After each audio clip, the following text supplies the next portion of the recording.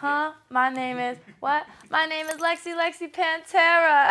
What up? My name is Lexy Panterra, aka Virgin Lex. Got me in a limbo. I like it when you grab me by the hip bone. Cause I'm bending over backwards for the dick though. You know how to turn a lady to an info. You got me in a limbo. I like it when you grab me by the hip bone. I'm a Gemini, so it's gonna be everywhere.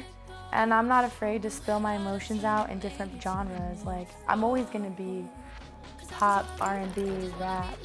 I might tap into some ballads because I have a real singing voice and I know it's gonna show up one day. But I'm not prepared for that yet. But I don't like to stick to one genre, you know? I like all music, so that's what you're gonna hear from me. You're gonna keep hearing the same different things. I'm not always writing. I do set like sessions, studio sessions, and I'm like, okay, I'm gonna focus on this and then kind of figure out what I want at that moment, like what I'm feeling. I'm not 24/7 writing though.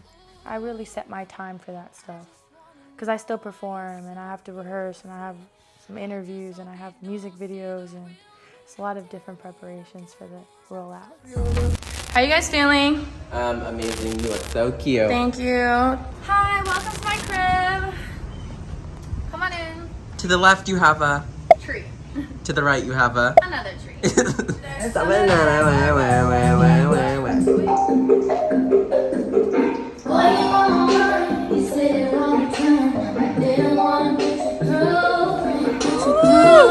That's you? Yeah. You like it? Yes. Why don't you fuck with all the other girls? Well, I feel like I am an independent artist because I'm a control freak. Like it's all hand in hand here. But I get what I want. And I think that that's the most important because it's my life. It's my music. It's my career. So yeah, and I do have a team, and it does get overwhelming for sure. And you need a team, you know, a social team or a little PR team, and even people to help you dress. Like, you just can't do everything yourself. It's exhausting. And I rather focus on the music and focus on what I really like, you know, and what I want to represent and talk about and have time for. So it does take a team. In the beginning, when I first became more popular, it was more of a money move for me. I was like, oh, I can make money now instead of struggling. So it was more like, okay, let's teach these classes, let's travel, let's do this because of the money. And then I saw like what the classes started doing for women and the more power I had. And I'm like, you know what? I keep blowing up these other people's records. Like, I want to promote my own music. I've been a singer my whole life. It's just, you know, the other stuff became more popular. So I was like, let me just take this opportunity to like dance to my music and try to make that happen, you know? And I mean, we have a lot of views on the YouTube channel and it's spread out across all the social media platforms. I got really lucky. I noticed kind of a certain amount of type of girls were kind of doing it, and some people weren't welcome to do it either. And you know, music videos, you would always see just like big booty girls shaking booty. And I'm like, okay, but like we can too, and I want to have fun doing it. And I wanted it so that I liked it so much that I wanted everyone to like be comfortable doing it. And it's okay to do it no matter what you look like, no matter how big or small you are, no matter what country you come from. Like, we all do it, you know? And I wanted to break down the stigma of it being nasty and it over aggressive, because it's not. It's like our bodies, and it's okay to do it. And I did take that as an opportunity for me to kind of be like, I can take this chance and opportunity to speak for all the other girls too that want to do it, you know, that maybe don't fit in that specific stigma, genre, whatever you want to call it, demographic.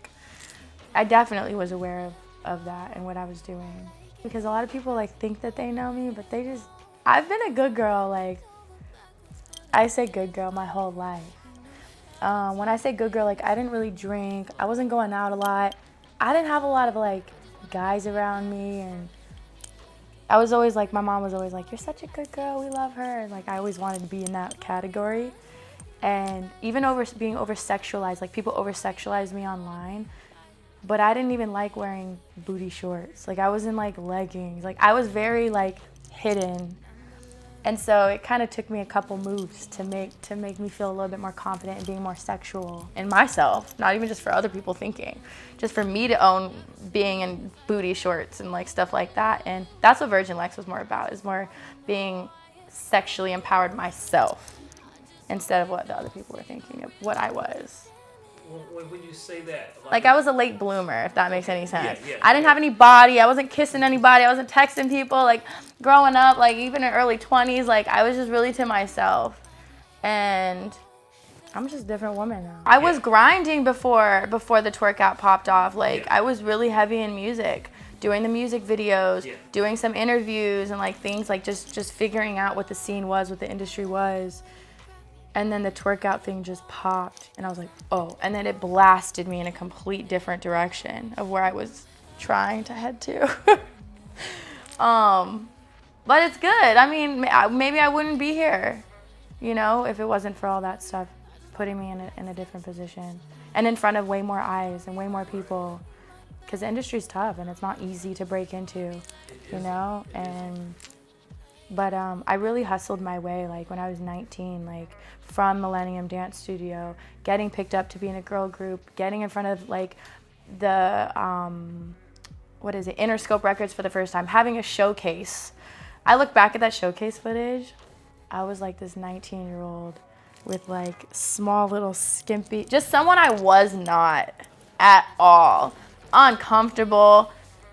It's cringy. Like when I look at the video, I'm like, what was I doing? Like, I've grown so much. It's crazy. I was trying to find it the other day. I was scrolling it. I couldn't find it, but it's there. You know, oh, it's out. It's there somewhere. No, that specific video is not. Only I have that video, and I might want to show it one day. But you got to, because again, they made me somebody like the sexy like pussycat doll / Lady Gaga vibe, and like I wasn't that.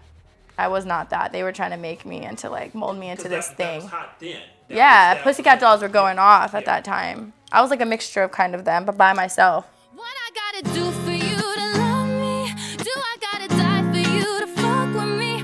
All they do is sit and wait to judge me, even though the things they want are deadly. What I gotta do for you to love me? Do I gotta die for you to fuck with me? All they do is sit and wait to judge me, acting like they own me.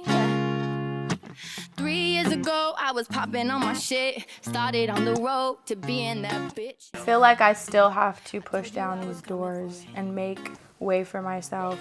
I feel like I'm still an underdog. I feel like because of the Twerkout thing, more of the world found me from that, so they might not take me as serious as an artist, and it's been really hard to push through those boundaries and those walls, those mountains. But I like that I fought for my own lane. And I've just been doing my own thing. And people appreciate that really appreciate that. And I do it for those people. Like Doja Cat, for instance. My whole career I've been told, you have to do one type of music. You have to do this. Stick in this lane. Stick in this genre. I'm like, Doja did it with, she does whatever the hell she wants to do. There's a lot of luck in the industry as well, you know. I mean, it's not just like, there's no right way to go about it. There's no right one lane. There's no lane. It either is happening or it's not, or it's maybe happening, maybe won't. Like, you gotta do it because you love it and you're passionate about what you're doing, and that's it. That's what really matters. Yeah, no one knows what I am. And a lot of people might just think I'm white also. It's kind of either, oh, she's a white girl, or nah, she's like Hispanic or something. She's something. And there's not a lot of Persian artists either. I can name Snow Allegra. She was the only one that really like came in and pierced a little bit of like an R&B vibe, and they kind of let her slide in there, you know? And I'm trying to really fight for the Persians. But also, I mean, we were heavily bullied when we were younger. We were being called terrorists, and like my arms were too hairy, and like all these things that we had to deal with too, you know, growing up. That was tough. We're in the studio with Jessie. Jessie's in town. We're finishing our Brooklyn EP. All right, well, this song, Fantastic. Twerking on a Brooklyn bridge in traffic. Go up, it's like mad. Dang, how long until the food's here? It's taking a while. This place is crazy. It looks like a spaceship. Look at it. I got a pickle head. Jessie over here fucking us up on her Cooking. beats. Also, we're trying to find Jessie a tag today because she needs a tag. Jesse. But those background vocals about to be Chris. What I did want to do is I didn't want to wait on a whole album because it just takes a lot to put together an album. Mixing and mastering and producing and the splits. It's just a business aspect, right? So like I was like, I didn't want to wait for that. Like this is easy. Me and my girlfriend did it. We can easily do it together. Let's just put it out because I want more people to hear more music right now that's more recent. So we're like, oh, this is easy. Let's just put out an EP. So it's coming out soon and it's easy. And it's more current, so I'm excited. Yeah. I like to collaborate with people though. I don't like I can't do everything myself. I like getting some ideas from other people because I run out of ideas sometimes. I'm like, damn, I can't. Sometimes I'm just too in it, and I need someone that's stepping out of the box to be like, oh, maybe you should do this and do this. So I don't have any music videos done for that yet, but I think that God Complex definitely deserves a video. And, I don't know if I want to tap into in the video of who it's about. Maybe do some fun shit like that, messing with the guy, I don't know. Maybe I just do something completely different. It's a pretty uplifting record in a way. You just gotta hear it. It's an interesting record. I'm a bad little b****, I accept it. So I bought me a necklace. He like girls that live a little reckless. He got a death wish and when it all falls down like Tetris, I'm giving him extras. And when he stroke it, I'm calling him daddy. When he up inside, got him on in a Lexus. You dick, come spin on it. You come spin on it. Yeah, a little dance booty record. Yeah. How did that even come about? I heard the record, the beat, and I was like, ooh, I'm rapping on it. And then like, I'm a bad little bitch. That little little vibe came out, and I like, this is a good sound. I like that sound for me. It was a very sweet tone. It sounded just good to the ears. And then I was like, I want a feature on it. I want someone cool on it. I don't know, maybe a girl or a guy. I thought it was gonna be a girl for sure, because it was booty on her. Like, it needed to be some girl. And my booking agent at the time was like, what about Trina? I was like, oh, Trina? For sure. Bring her over right now. He sent her the record. She loved it. She hopped on like 2 days after. Sent it back. I gave her some bread. And then we did the video in Miami. It was lit. She had to come on it. That was the nastiest time I've ever been. I haven't had a record that's like nasty like that. And so I was like, oh, Trina's perfect because she's going to bring in that nasty vibe that it also needs. Boy, you on my mind, you sit here all the time. I didn't wanna put you through it. Running over things to say when I see you face to face. Now fuck it, I'ma do it. Sit down on this chair, let me run through it. All the shit you think I don't know. Well, my new single, Girls, just dropped. And we're shooting the video on the 12th of this month. So it's coming out in a couple weeks. And it's all girl cast and it's all girl crew, which is so freaking cool. And it's shooting in Chicago. Never shot anything in Chicago, so I'm excited about it. So you guys will see that for sure really soon. And then I think the next one's gonna be the God Complex one off the EP. I don't know, I have no idea what that's gonna be like yet, but that's coming. And this tour, honestly, I have never toured 23 cities in 30 days. Like, I don't know what I'm in for, but like, I'm stoked. Like, I cannot wait. And it's like a 40-minute set. And it's also my first meet and greet that I've had, like a big meet and greet where every city, like I get to meet these fans. Like, I've never done that before, so it's super new for me. Twerkout is being relaunched with a couple new faces. I'm doing my thing, so I brought over people that I really believe in, that I think will be perfect for it, that are just as good as I am, I think. And we're relaunching Twerkout brand. I might not be involved as much, but I'm gonna for sure be there, guiding and babying it. Yeah, but there's girls twerking all over the damn place without me. And there's a lot of classes that are like mine that have come about, So I want to find somebody that I can help build up on my channel and help them, do freestyles and whatnot and make them hopefully big like I was, and we'll see. I'm excited. We're doing some DVDs and stuff like that. But you'll see me twerking a little bit. And listen, I still twerk all over the damn place on my OnlyFans. It's not like I'm not out here doing my thing. Like, I still have a whole 630,000 fan base over there. Like, we're still going strong. And I told all my friends, I'm like, you guys all need to get on this. All of you guys. And now everyone, it's just everyone is on it. Some girls were like, no. And then now they're on it. Okay. It can still bought a stick. Of course. It still bought a stick on. But like, come on, like, you got to think, first of all, new school, and you got to think ahead of time, I was doing music videos on there, BTS on there, like, hello? Why wouldn't you do it? I benefited extreme amounts on this platform. I just see those things ahead of time, just like Twerkout. People were afraid to do Twerkout class. They were like, oh, like, what are we gonna be seen as? Or like, blah, blah, blah. And I'm like, first of all, it was a moneymaker for me, so I was like, let's just do it and have a good time. Then it became way more than that after that. It became an extreme empowerment movement for girls all over the universe. I